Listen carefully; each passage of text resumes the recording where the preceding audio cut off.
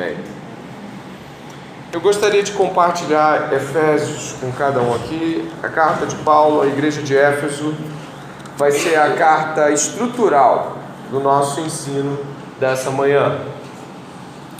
Nós vamos estar nos tornando, vamos nos aproveitar de certo modo, para não dizer totalmente, ser abençoados pelo irmão Vinícius Musselman Pimentel. Ele tem um slide disponível sobre esse assunto, a qual fiz questão de pegar um slide muito bem composto. Então a gente agradece a vida desse irmão por fazer esse slide tão bem feito. A importância da igreja vai ser lido em Efésios capítulo 1, verso 15 até o verso 23. Amém? Portanto, fique atento à leitura. Diz assim a palavra do Senhor: por isso também eu, tendo ouvido a respeito da fé que vocês têm no Senhor Jesus e do amor para com todos os santos, não cesso de dar graças por vocês, mencionando-os nas minhas orações. Peço ao Deus de nosso Senhor Jesus Cristo, o Pai da glória, que conceda a vocês espírito de sabedoria e de revelação no pleno conhecimento dele. Peço que ele ilumine os olhos do coração de vocês, para que saibam qual é a esperança da vocação de vocês, qual é a riqueza da glória de sua herança nos santos, e qual é a suprema grandeza de seu poder sobre nós, os que cremos, segundo a eficácia do poder, da força do seu poder. Ele exerceu esse poder em Cristo, ressuscitando dentre os mortos e fazendo-o sentar à sua direita nas regiões celestiais, acima de todo principado, potestade, poder, domínio e de todo nome que se possa mencionar, não só no presente século, mas também no vindouro. E sujeitou todas as coisas debaixo dos pés de Cristo. A partir daí, leia comigo. E para ser o cabeça sobre todas as coisas, o deu à igreja, a qual é o seu corpo, a plenitude daquele que a tudo enche em todas as coisas. Amém. Esse lindo texto bíblico que começa remontando uma oração de Paulo, um desejo de Paulo para que haja uma iluminação maior quanto ao amor de Deus em Cristo Jesus, que avança na exposição disso, colocando essa plenitude sobre a igreja, mostrando seu amor por nós através da igreja, mostrando a plenitude da sua sabedoria através da igreja. E é a partir dessa compreensão que nós vamos avançar paulatinamente, slide após slide, compreensão após compreensão, no que é igreja. É o nosso próximo desafio. O que é igreja? É dito muito sobre o que é igreja hoje. E eu não vou lançar tantas retóricas assim, para que você não fique também pensando em todas as respostas que dão por aí. Mas algumas são costumares. Eu sou igreja. Igreja sou eu. Quando eu estou lá na rua, eu sou igreja. Também é dito que igreja é um prédio. É aquele lugar onde as pessoas vão lá e elas cultuam no domingo, lá nos dias dele. Igreja é prédio, igreja sou eu. Igreja também é dito, é todo mundo que em dois ou mais se une e está falando de Jesus, é igreja. Temos muitas definições populachas de igreja, mas eu gostaria de entrar pelas Escrituras providenciando algo mais substancial e pleno. Igreja, em Efésios você leu isso aqui, não foi? Deus colocou todas as coisas debaixo dos seus pés e a designou como cabeça de todas as coisas para a igreja, que é o quê? Seu corpo. Nós temos uma definição aqui que avança a plenitude daquele que enche todas as coisas em toda e qualquer circunstância. A versão utilizada foi a NVI. Eu gostaria de avançar ressaltando de que o complemento daquele que tudo enche, cabeça de todas as coisas para a igreja. Qual é a percepção que a gente tem aqui? João Calvino nos traz uma menção interessante sobre o que ele vê.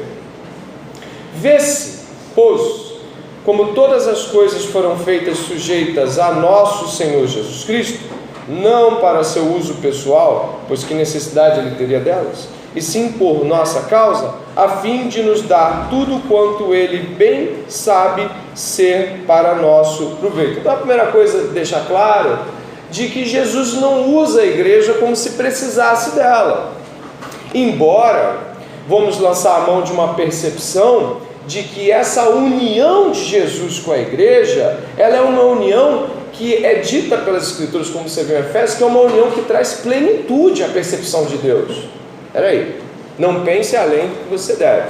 Embora João Calvino use até a expressão de que, de certa forma, parece até que Jesus é imperfeito, o que ele quer dizer, e ele vai citar isso aqui, é de que com a exposição da igreja, a forma plena de Deus é exposta para as pessoas. A união de Jesus Cristo com a igreja expõe de maneira completa, perfeita, amadurecida, como diria, né? Teleios, amadurecida, exposta em sua plenitude. Nós precisamos de Jesus, não é Jesus que precisa de nós, mas a igreja expõe Deus em seu caráter pleno e completo para a humanidade. O próximo slide vai trazer aqui a coisa talvez numa percepção maior. Eu vou passar mais um, Lucas, por favor. Dê uma olhada ali nessa afirmação: seu corpo, a plenitude daquele que enche todas as coisas em toda e qualquer circunstância. Significa, os teólogos às vezes divergem nesse trecho, mas existe um significado profundo aqui.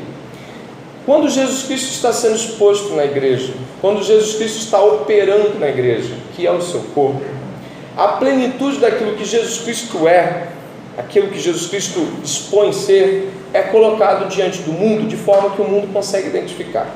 A própria igreja também consegue identificar Jesus na multiforme graça operada dentro dela. Significa que a igreja é o corpo perfeito, o corpo exato no qual Jesus Cristo é exposto. Qual é o problema disso? A palavra corpo e membros e todas essas realidades, elas não traduzem individualismo. Embora haja indivíduos, elas necessitam de uma cooperação das juntas. Os membros estão juntos. Isso já refuta-nos a percepção de que eu sou igreja em qualquer lugar do mundo, eu não preciso estar num corpo local, eu não preciso estar ligado formalmente a um núcleo de pessoas. Não, está dizendo que é um corpo, de que Jesus Cristo ele é visto plenamente neste corpo. Qualquer desigrejado que se afirme igreja já precisa ser refutado nessa primeira afirmação. A plenitude, o preenchimento, o amadurecimento, a perfeição daquilo que Deus é exposto no corpo, não no individualismo. Você conhece gente que fala essas coisas. Não, eu estou em casa, mas eu estou com você lá. Década de 90 foi a explosão no Brasil da TV e do rádio com igreja. A brincadeira era em cima até acho que de um programa de uma rádio, que era Igreja em Casa, não lembro do nome. Cristo em Casa, tinha um nome, um programa que dava a impressão de que quando a mensagem chegava lá na sua casa, o que você tinha era uma comunhão com a igreja, mesmo que você estivesse ouvindo, né? Isso pode fazer sentido num dia de enfermidade, num dia onde eu queria, mas não estou, num dia onde eu viajei e estou ouvindo.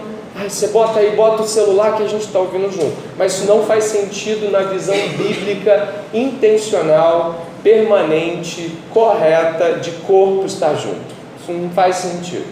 Existem pessoas que afirmam isso e afirmam por individualidade, afirmam por egoísmo, mas não no corpo, onde é tudo pleno, onde tudo é preenchido, onde tudo fica de fato exposto.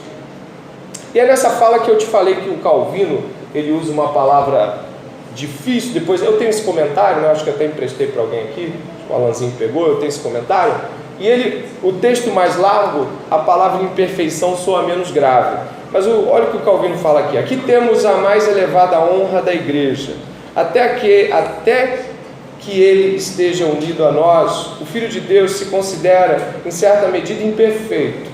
Que gloriosa consolação recebemos ao ouvir que, enquanto Ele nos tiver,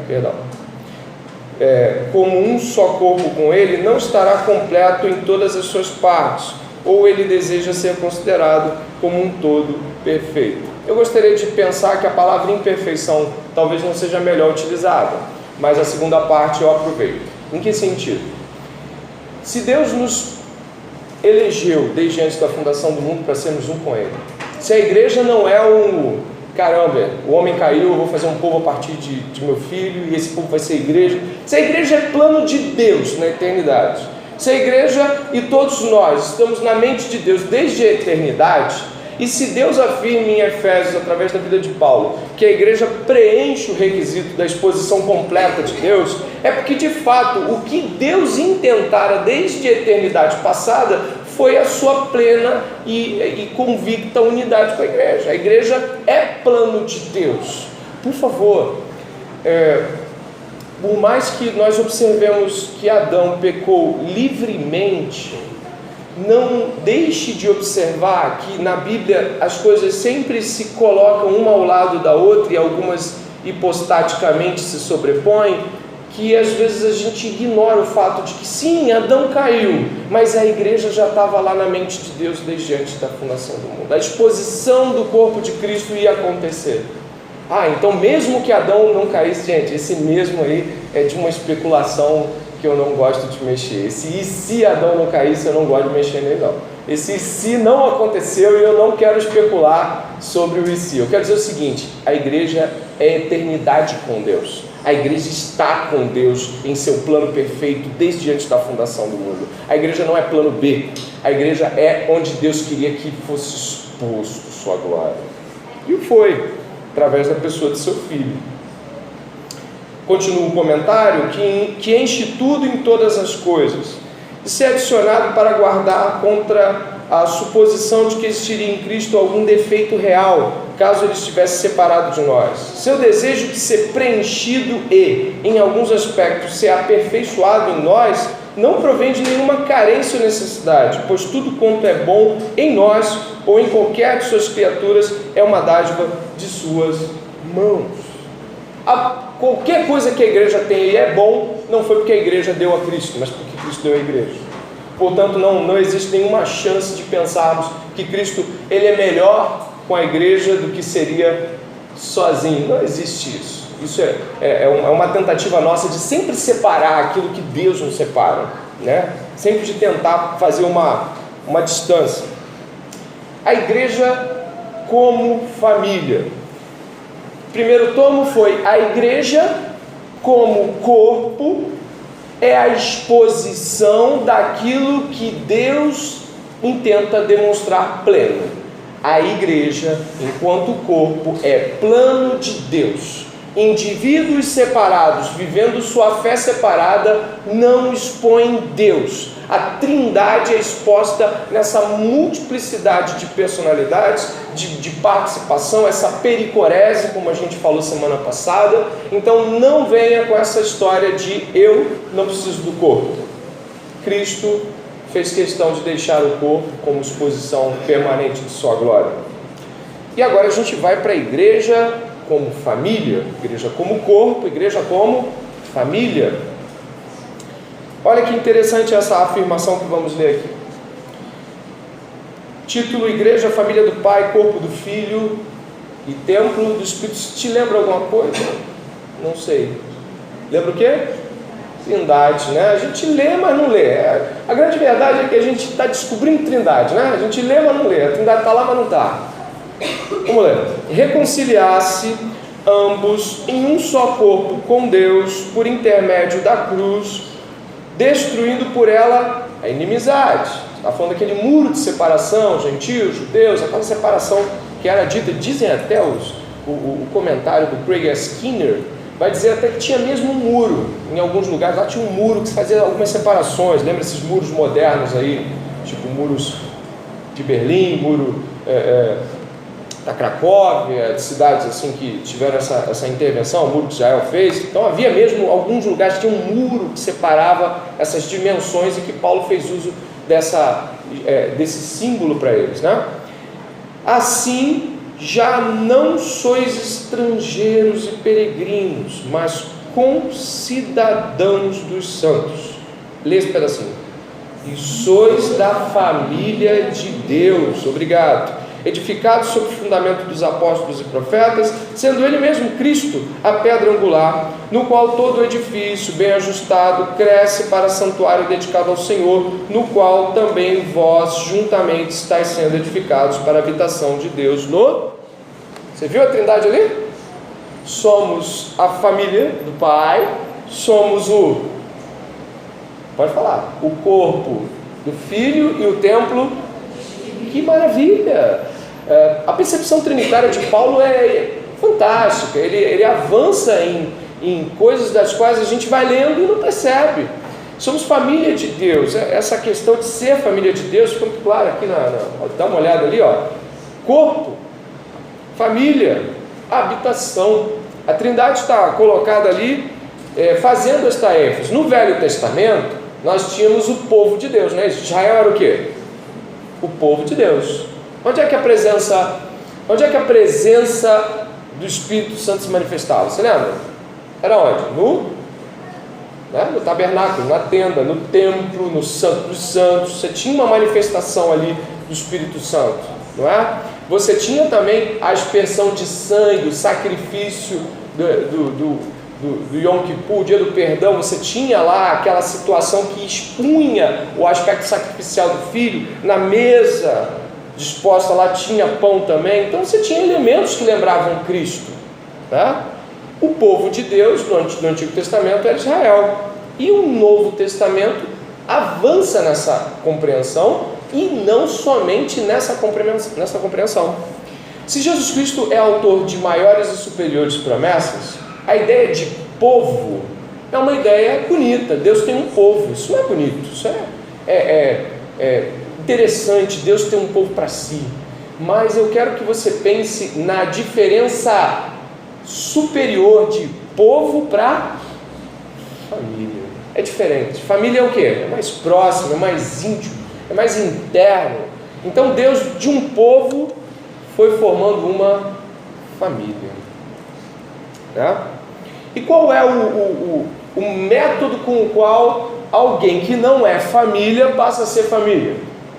Como é que você é família, mas você não era para ser? Existe uma palavra para isso. Qual é a palavra? Adoção. Deus não somente rege o povo como um rei, um monarca, mas Deus chama os súditos para fazer parte da família do rei. Não é como aqueles grandes reis que a gente ouviu falar na história, na mídia. Você vê aí a rainha da Inglaterra, ela pode fazer um dia de caridade, chamar as crianças lá, chamar umas famílias nobres da Inglaterra, sentar-se à mesa, mas você nunca vai ver Elizabeth dizendo: agora quero que vocês fiquem aqui, vocês serão como os meus filhos, vocês serão como os meus netos. Nunca! Você nunca viu isso, nunca vai ver isso. Por isso, pensar na ideia da adoção é pensar numa ideia extremamente elevada sobre Deus e seu amor para com os pecadores. Aqui tem uma fala do J. Packer, dá uma olhada comigo. O primeiro ponto sobre a adoção: ela é o mais alto privilégio que o Evangelho oferece, maior ainda que a justificação. A adoção sugere a ideia de família, concebida em termos de amor e vendo a Deus como Pai. Quando parar assim, você completa. Na adoção, Deus nos recebe em sua família e comunhão e nos estabelece como filhos e herdeiros. Intimidade, afeição e generosidade são os pontos altos desse relacionamento. Estar bem com Deus, o juiz, é uma grande coisa, mas ser amado e protegido por Deus, o Pai, é algo muito... Quem foi no orfanato com a gente nos últimos anos aí, eu fui menos do que muita gente aqui, mas quem ia lembra muito bem das crianças. Algumas com desespero por adoção. Algumas agarravam os nossos pés. Tio, você não vai embora. Não, tio, não vai. Fica, tio. Você imagina a dor daquela criança de saber que depois que ela vai, ela é povo do orfanato, mas não é família de ninguém. Isso é muito duro e muito difícil. Quem já foi à realidade de orfandade assim, já deve ter observado o intenso desespero do futuro. O que será de mim? Às vezes uma festinha de aniversário no orfanato para uma criança é tudo que ela jamais esperaria. Mas o que vai ser do futuro? Quem vai cuidar de mim? E quando eu tiver aquelas perguntas que eu não sei, e quando for o Natal, só estou tentando sombrear alguns dos desesperos que o futuro traz para órfãos.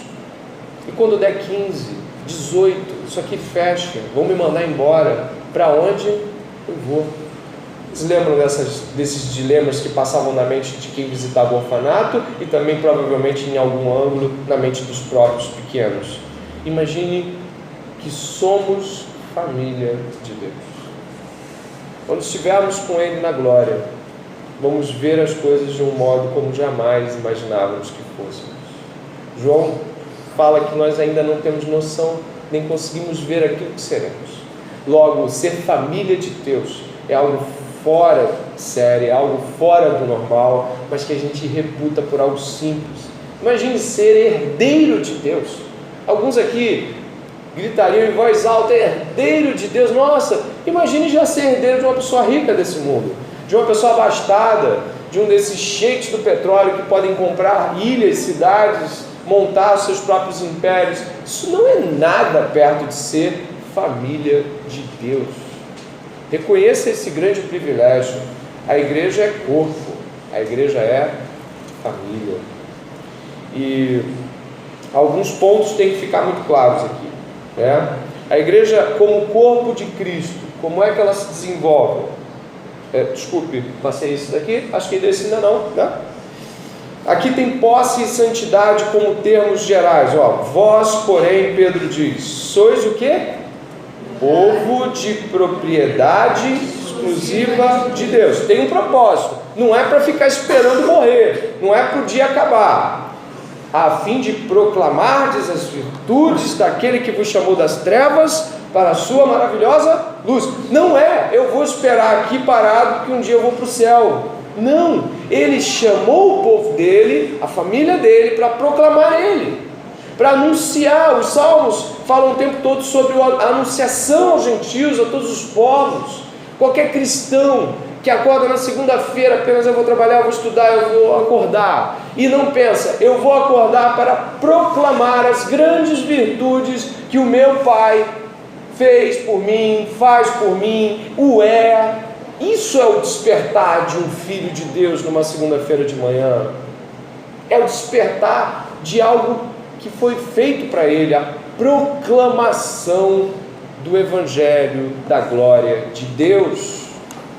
Muitas pessoas ficam tristes quando chega a segunda-feira.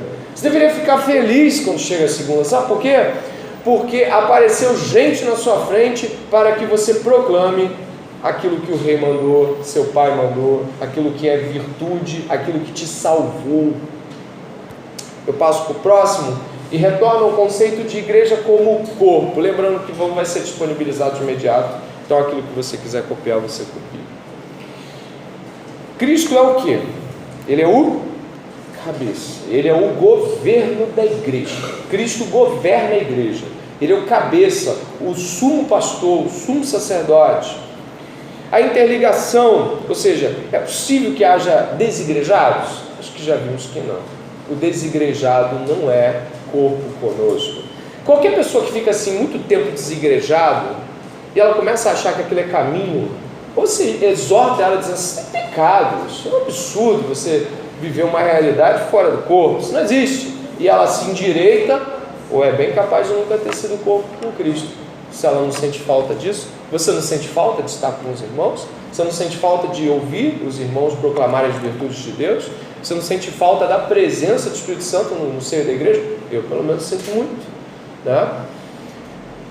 Comunhão genuína, amor e compartilhamento, união, não deve haver facções. Paulo vai falar isso lá no começo da carta dos Coríntios.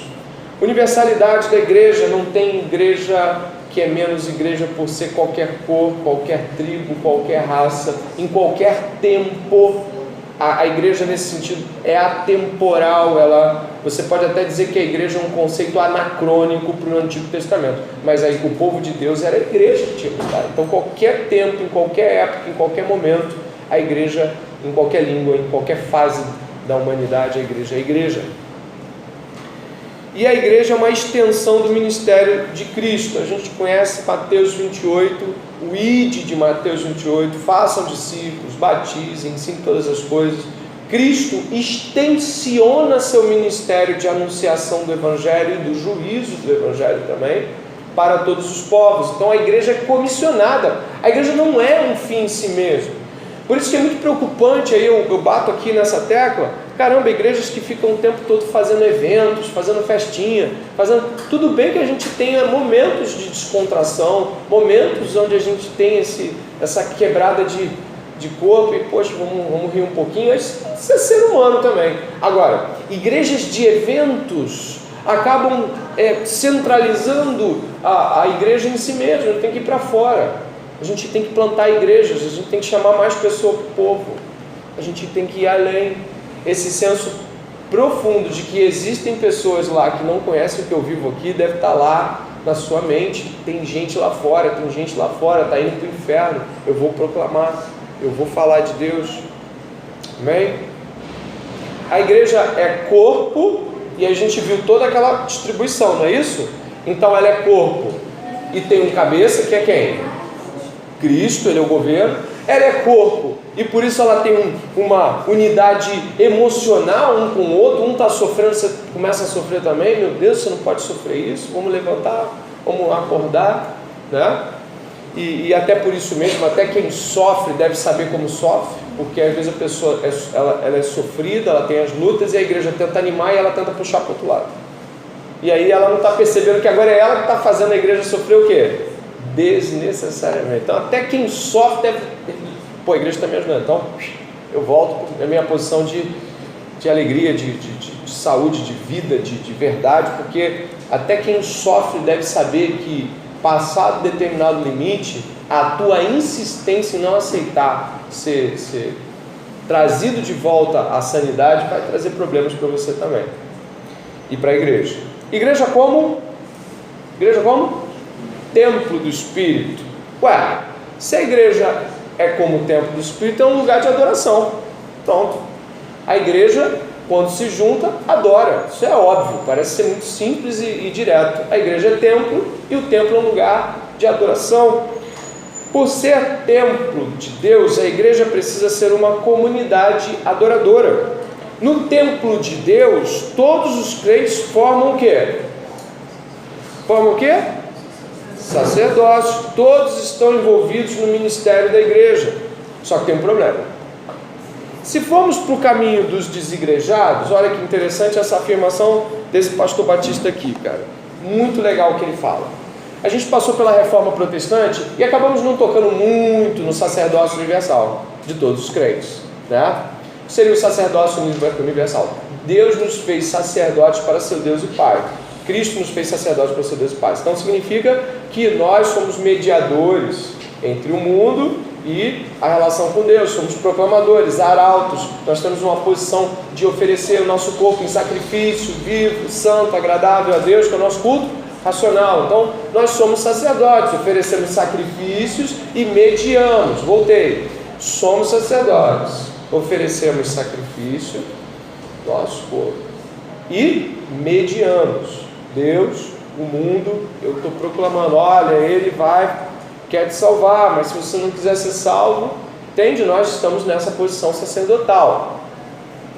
E corre o perigo também de uma compreensão equivocada e individualista do sacerdócio. Olha essa fala interessante do pastor.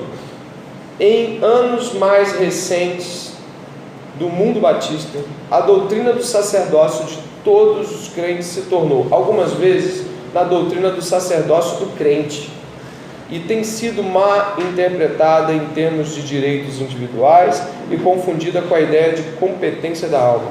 A competência da alma, como querida pelos batistas, é a convicção de que cada indivíduo é capaz e responsável diante de Deus por seu relacionamento com Deus e não precisa de mediação de qualquer sacerdote humano para se chegar a Deus. Ou seja, ninguém precisa de ninguém aqui para falar com Deus, ok? Isso é uma atitude que Cristo nos dá com ousadia. O livro de Hebreus fala, entre com ousadia diante de Deus, significa que a gente pode falar com Deus. Isso não é o sacerdócio universal. Isso é o que Cristo comprou para nós em termos de relacionamento com Deus. Vamos lá. Isso aplica para todo ser humano e relaciona-se com sermos criados à imagem de Deus. O sacerdócio de todos os crentes é aplicável somente aos crentes e tem a ver com a nossa comum responsabilidade de ministrarmos uns aos outros e ao mundo. Vê-la de forma a justificar de alguma forma uma atitude de autossuficiência individual é compreender errado a doutrina e esquecer da nossa necessidade da igreja e da necessidade da igreja de ministério de cada membro. Qual o perigo de você achar que você é sacerdote sozinho? É novamente o perigo dos desigrejados. Eu oferto a Deus meu corpo, quando na verdade o sacerdócio aqui, ele é um sacerdócio ofertado para que a igreja seja abençoada, o mundo conheça Deus, mas ele não é prerrogativa para a vida sozinha, isolada, como se eu pudesse ser tão individual que eu sou para Deus sacerdote, rei, filho, profeta, eu sou tudo. Então, o nosso perigo em relação a isso é estarmos nos responsabilizando em termos individuais por algo que é uma prerrogativa que só acontece saudavelmente, corretamente no coletivo. É só possível ser sacerdote quando eu faço parte do corpo de sacerdotes, não de outra forma. Amém? Senão a gente vai viver uma fé individualizante. Ainda como o templo do Espírito, o templo também é um lugar de relacionamento. O Espírito media nosso relacionamento com Deus, comunicando sua presença e poder e nos santificando. O Espírito une aos crentes como pedras no templo de Deus através de sua criação de comunhão. Paulo vai falar que nós somos edificados, construídos. Essas pedras que Deus vai colocando, que somos nós, edificando a igreja, você não pode tirar uma pedra. O que é uma pedra fora de um prédio? É uma pedra. Mas na parede, ela é uma parede, ela é uma coluna, ela é um arco. Mas tira uma pedra daquele arco romano, o que acontece? Cai o arco. Então o que eu quero dizer, junto com a analogia de Paulo, é que uma pedra não é edificação fora do corpo na qual ela está sendo colocada para ser construída, ok? Talvez para você pense assim, mas a gente aqui já tem essa compreensão e tal. Olha, eu vou lhe dizer uma coisa, a gente pode até essa compreensão ter, mas explicar essa compreensão é outra história. É necessário que você tenha a compreensão de que você não é fora do corpo, mas igualmente ter essa compreensão interna não traduz saber falar sobre isso. Nós precisamos saber pensar sobre isso, entender a nossa posição no corpo e falar disso, e proclamar essa virtude de forma que as pessoas compreendam. Daí uma necessidade de uma aula explicativa, uma aula paulatina. A igreja é o palco da sabedoria de Deus. Paulo diz em Efésios também: a mim, o menor de todos os santos, me foi dada esta graça de pregar aos gentios o evangelho das insondáveis riquezas de Cristo e manifestar qual seja a dispensação do mistério desde os séculos oculto em Deus, que criou todas as coisas, para que, você leu, né? Pela igreja a multiforme sabedoria de Deus se torne conhecida, agora dos principados e potestades nos lugares celestiais, segundo o eterno propósito que estabeleceu em Cristo Jesus, nosso Senhor, pelo qual temos ousadia e acesso com confiança, mediante a fé nele. Presta atenção. Deus colocou a igreja, aí usando uma analogia do Van Hoosen, como um palco para a encenação de toda a sua sabedoria. Deus, aprove a Deus isso desde quando? Desde a queda? Não. Eterno propósito. Foi isso que você leu aqui. Eterno propósito. Então, a igreja como exposição permanente da sabedoria de Deus não é uma coisa que aconteceu pós-queda, não é uma coisa que Deus decidiu depois que Israel não conseguiu. Não, é um eterno propósito de Deus. Amém? Passo aí, a mesma coisa, volto. E aí tem o Hendriksen. Eu gosto muito do William Hendriksen. Eu acho que você podia ler esse cara. Ele é muito bom. Quem já leu os comentários do Hendriksen aqui? Já teve contato? Muito bom. Eu gosto muito do Hendriksen. Também teve aquele cara que sucedeu ele após a morte dele. Quem lembra aí? Hã? Não. É um discípulo do Hendriksen. Ele continuou a exposição de comentários do Hendriksen. Eu vou lembrar do nome dele. O Hendriksen, cara, é muito bom os comentários do Hendriksen. Ele tem uma exposição, depois ele tem um lance meio de um stott, assim, meio pastoral, e depois ele vai para o grego e destrincha as palavras principais no grego. Eu gosto muito desses comentários aí, vermelhinhos aí do Hendriksen. Você compra sem susto aí, que vai ser bom para você. Olha o que o Hendriksen fala.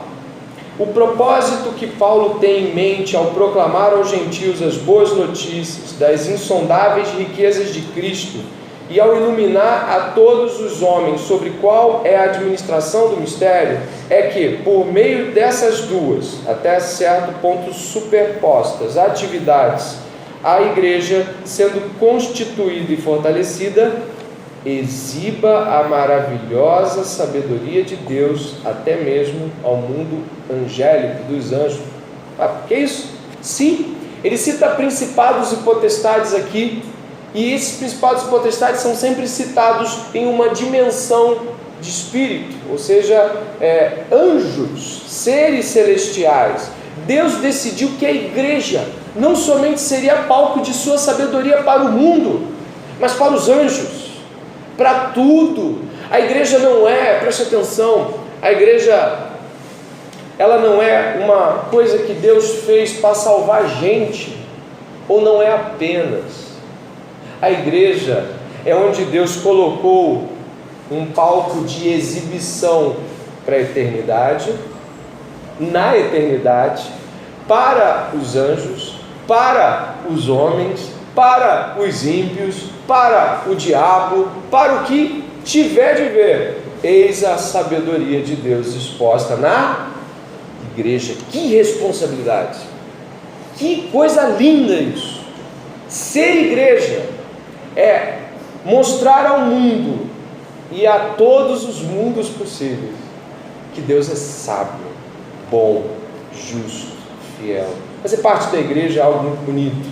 Talvez alguns aqui pleiteiem, não há problemas disso, não há problema, eu mesmo gostaria em algum momento de poder estar lá atuante na academia, um doutorado, um mestrado. Imagine uma exposição onde você dá uma palestra linda, daquelas assim, onde você colocou toda a sua cosmovisão cristã, e aí todo mundo, o Dória lá no Nordeste, lá no Norte, lá. E aí o que você tem, né? Você tem uma exposição, e aí você sai de lá, você imagina, você sai de lá feliz, que as pessoas entenderam, perguntaram até se você tem livro, e aí você chega e está muito feliz, né? Está errado? Está errado essa felicidade? Tá não, Deus nos dá essas alegrias. Mas qual é a alegria primária de um crente? Na igreja, e através da igreja, e sendo igreja, eu exponho a sabedoria eterna de Deus. Eu faço parte de um corpo que expõe a beleza e a grandeza do ser mais inteligente, mais bondoso, mais justo de todo o tempo, de todas as eras, Deus. E aí você está indo para onde? Para o palco. Está indo para onde de manhã, domingo? Eu estou indo exibir a beleza de Deus. Eu estou indo aprender a exibi-la a outros. Eu estou indo lá porque Deus é bom, grande, justo, fiel, verdadeiro, precisa ser conhecido ao mundo. Isso é lindo demais. Isso deve estar na nossa mente. Isso deve tomar o nosso coração. É por isso que pessoas vão para seminário. É por isso que pessoas aprendem Bíblia. É por isso que você se debruça lá, porque você quer falar dessa virtude. Você quer falar dessa beleza. Difícil imaginar Difícil imaginar, difícil combinar. Essa hipostase não cabe, essa sobreposição não cabe. Sou crente, não gosto de ler Bíblia. Essa hipostase não vai. Sou crente, não gosto de me informar, não quero de teologia, não quero saber de nada. Sou crente, mas sou crente para ser salvo. Estranho, parco, reducionista, eu diria até envergonhador. Todos nós recebemos fé na medida que Deus nos deu. Recebemos graça na medida que o Senhor nos dá. Mas todos somos chamados a proclamar as virtudes. De igual modo é a responsabilidade de todos aqui. Estamos caminhando aí para o fim. Já são 10 e 11. Hendrickson continua. A igreja, pois, não existe para o quê? Si própria. Ela existe para Deus, para a sua glória. Quando os anjos nos céus contemplam as obras e a sabedoria de Deus manifestas na igreja, seu conhecimento de Deus, a quem adoram, se amplia. Então se regozijam e o glorificam.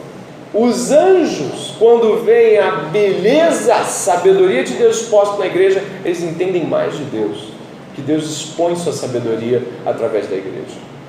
Isso parece ser algo que a gente não percebe, né? A igreja é um megafone eterno da glória de Deus. Deus fala e sua voz ecoa eternamente. A Ele seja a glória na igreja e em Cristo Jesus, o quê?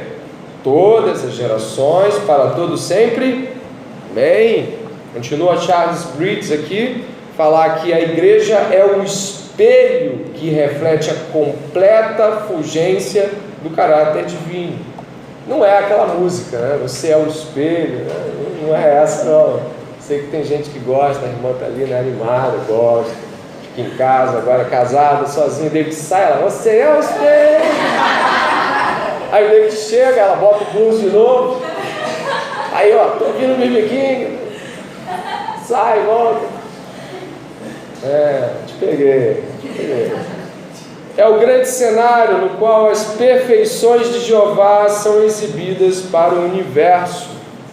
Continua aqui um comentário sobre Efésios de Volva Músculos. Por que ele diz na igreja? Minha resposta é que, como tinha acabado de falar sobre o mistério de Cristo, que começou a ser revelado na igreja, ele elogiou essas coisas e ressaltou o que Deus estava fazendo nos seus eleitos e nas pessoas fiéis pela pregação do Evangelho. Ele estava certo em nos lembrar de que Deus deve ser glorificado em primeiro lugar na igreja, para que seja glorificado em toda a parte. E continua: a terra está cheia da majestade de Deus, mas como as inesgotáveis riquezas e graças de Deus foram derramadas sobre os eleitos e fiéis na igreja, é apropriado que ele seja glorificado na igreja com zelo particular. O que significa isso? A igreja tem um privilégio de expor a sabedoria de Deus. Ela deve fazê-la com todo zelo, tendo em vista de que é o palco principal para isso. Em Cristo, na igreja. É assim que Paulo disse ali: em Cristo, na igreja. Não é na igreja sozinha, o Cristo na igreja. Nós precisamos recuperar esse valor que a igreja tem para Deus, porque enquanto nós não entendermos o que está sendo edificado por Deus aqui, vamos tratar a igreja como um lugar, um tempo, um lugar na minha vida onde eu faço o que eu posso. Está entendendo o que eu estou dizendo? Eu estou quando posso, eu faço o que eu posso, eu dou o que eu consigo, eu me entrego no que eu entendo. Só que temos um problema aqui. Parece que ao falar de Deus, Deus deu tudo à igreja. Deus deu seu Filho à igreja. E Deus se expõe na igreja para toda a eternidade. É incabível uma entrega parcial, mínima, uma entrega duvidosa, quando Deus é tudo em nós, através da igreja, na pessoa do seu Filho. Não sei se você tem dúvidas ainda se deve se entregar ao ministério cristão na igreja. Eu não sei. Eu não sei se você ainda fica pensando assim, acho que eu estou dando tempo demais para a igreja. Eu não sei se tu passa na tua cabeça. Sabe, tem gente que fala isso para você, né? Você dá muito tempo para esse negócio. Você, Só que parece que Deus não concorda com esse pessoal que fica no teu ouvido, não. O que Deus está falando é demais. Faça mais, seja tudo. Entregue-se completamente. Exponha-se. Deus não está falando de nada que não seja tudo. Que nós, assim, tenhamos essa convicção, né? Gostaria de, na sua Bíblia, ir até o capítulo 4, se você puder, por gentileza. Leia o 4:11, por favor. Venha comigo até o 4:11 de Efésios. Amém? E ele mesmo concedeu uns para apóstolos, outros para profetas, outros para evangelistas e outros para pastores e mestres, com vistas ao aperfeiçoamento dos santos, para o desempenho do seu serviço, para a edificação do corpo de Cristo, até que todos cheguemos à unidade da fé e do pleno conhecimento do Filho de Deus, ao estado de pessoa madura. Olha que interessante, à medida da estatura da plenitude de Cristo, para que não mais sejamos como crianças, arrastados pelas ondas e levados de um lado para o outro por qualquer vento de doutrina, pela artimanha das pessoas, pelas astúcias do que induzem ao erro, mas seguindo a verdade em amor, cresçamos em tudo, naquele que é o cabeça, Cristo, de quem todo o corpo, bem ajustado e consolidado, pelo auxílio de todas as juntas, segundo a justa cooperação de cada parte, efetua o seu próprio crescimento para a edificação de si mesmo, a igreja. Desculpe, de si mesmo em amor. Qual é o problema que nós temos aqui? Minha parte é a edificação do corpo. Eu estou aqui para cooperar com a edificação do corpo em amor aos irmãos e glória a Deus. Tudo bem, entendi. O que isso significa em alguns pontos e termos? Primeiro, que tem o que fazer e como fazer e o que ser para todo mundo na igreja. A igreja é um corpo no qual ninguém, absolutamente ninguém, pode se dizer inútil ou incapaz, ou mesmo que não tenha habilidades, ou mesmo que não tenha graça de Deus para usá-lo. Quando eu digo, ou penso, ou sinto, ou acredito que não há lugar no corpo de Cristo para mim, o que eu estou dizendo é que Deus está errado e eu estou certo. Ou mais, o que eu estou dizendo é que a igreja precisa fazer algo por mim, e não eu por ela. A igreja está aqui, e Jesus não usa a igreja para ele, e nós não usamos a igreja para nós. Se Jesus não faz da igreja um lugar onde ele extrai coisas para ele, mas um lugar onde ele se dá totalmente, essa é a mentalidade de cada crente. Eu estou na igreja para me dar totalmente, para me doar completamente, para ser para aquelas pessoas em glória de Cristo totalmente. Então a igreja é um lugar onde você com certeza pode bater em alguns trabalhos aí que você não vai ter vagas, não tem lugar para você. Você vai escolher algumas profissões que você vai bater com porta na cara e vai ter que escolher outra. A igreja não. Na igreja há lugar para você. Na igreja há certamente trabalho, lutas, missões, e não se trata de cargos, nem de ser oficial ou não, se trata de fazer parte do corpo de Cristo. Vamos então concluir, vamos amarrar. Um pouquinho mais a gente termina. Um pouco mais, Lucas. Obrigado. A igreja, reflexo da imagem de Cristo. Cristo presenteia a igreja dando-lhe ministros da palavra. A gente estava falando de apóstolos, profetas, a gente estava falando de pastores. Eles preparam os crentes para o ministério deles, o ministério de cada um. Então a função desses homens que encabeçam o processo é preparar os crentes para aquilo que os crentes têm que fazer na igreja. E esses crentes, eles ministram na prerrogativa de serem sacerdotes diante do seu Deus e Pai. Todo crente é um sacerdote, homens e mulheres oficiam diante do seu Deus e Pai como sacerdotes. Portanto, Deus dá ministros para que possam aparelhar a igreja e o ofício sacerdotal de cada crente seja feito satisfatoriamente. E esse serviço chega e expõe a imagem de Cristo. Por último, pode voltar um pouquinho, de repente. Tem cara de faculdade esse, né? Sei como é. A igreja, noiva de Cristo. Olha que lindo isso. Se você puder ainda em Efésios, ir comigo, por favor, na sua Bíblia, no capítulo 5, verso 22. Efésios capítulo 5, verso 22. Amém? Esposas, que cada um de vocês se sujeite ao seu próprio marido, como ao Senhor. Porque o marido é o cabeça da esposa, como também Cristo é o cabeça da igreja, sendo Ele próprio o Salvador do corpo. Como também a igreja está sujeita a Cristo, assim também a esposa se sujeite em tudo ao seu próprio marido. Maridos, que cada um de vocês ame a sua esposa como também Cristo amou a igreja e se entregou por ela, para que a santificasse, tendo-a purificado por meio da lavagem da água pela palavra, para apresentar a si mesmo como igreja gloriosa, sem mancha, nem ruga, nem coisa semelhante, porém santa e sem defeito.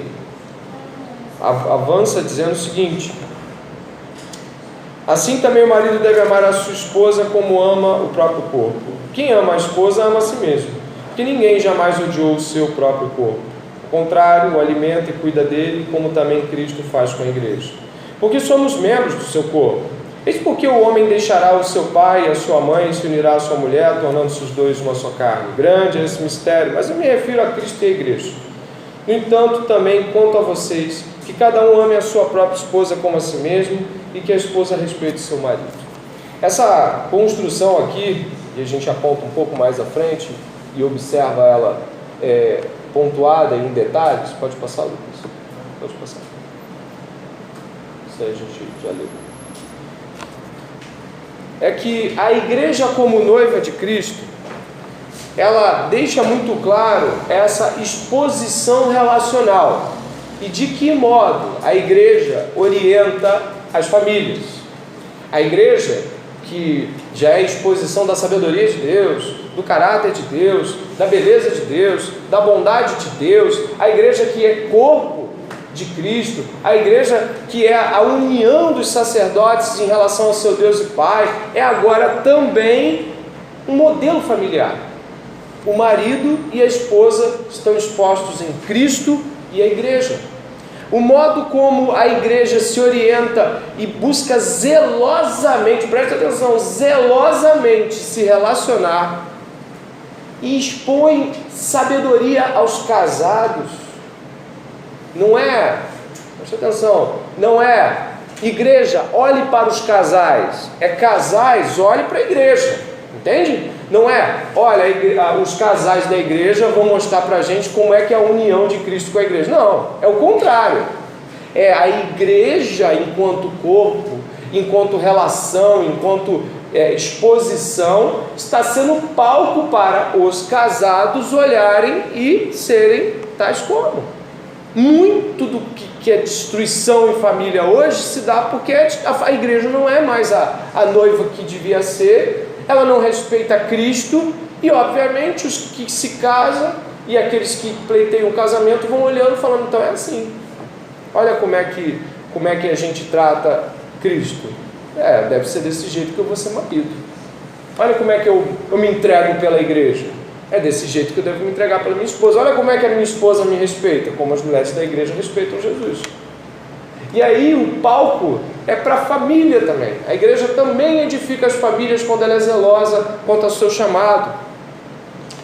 O apóstolo Paulo, depois daquelas sérias admoestações que ele dá em relação à ceia do Senhor em Coríntios 11, o apóstolo Paulo, ele tem uma frase curta, mas ela fica ali no meio, não menosprezais a igreja de Deus, não a trate com menosprezo, ou seja, não a trate como qualquer coisa, se nós não buscarmos edificar essa igreja em Cristo e com zelo, o que nós estamos assentando são pedras fundamentais no divórcio de pessoas, na destruição de casais, na separação, na dissolução de famílias. Não se trata apenas de como a gente pode viver melhor antes de ir para o céu. Não é isso.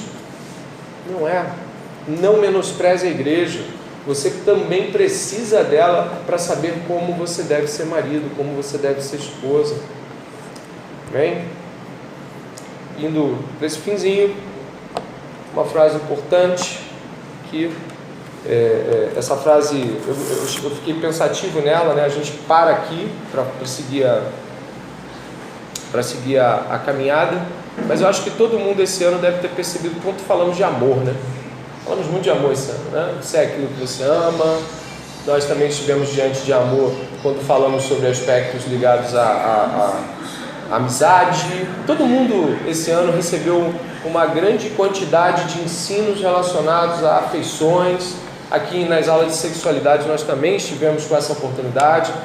E o próprio Senhor em Deuteronômio capítulo 6 e nos evangelhos vai ecoar Deuteronômio, vai dizer que ama o Senhor teu Deus de todo o teu coração, de toda a tua alma, de toda a tua força. Jesus acrescenta de todo o seu entendimento. Amor. Amor. E aqui a expressão é: ó senhores.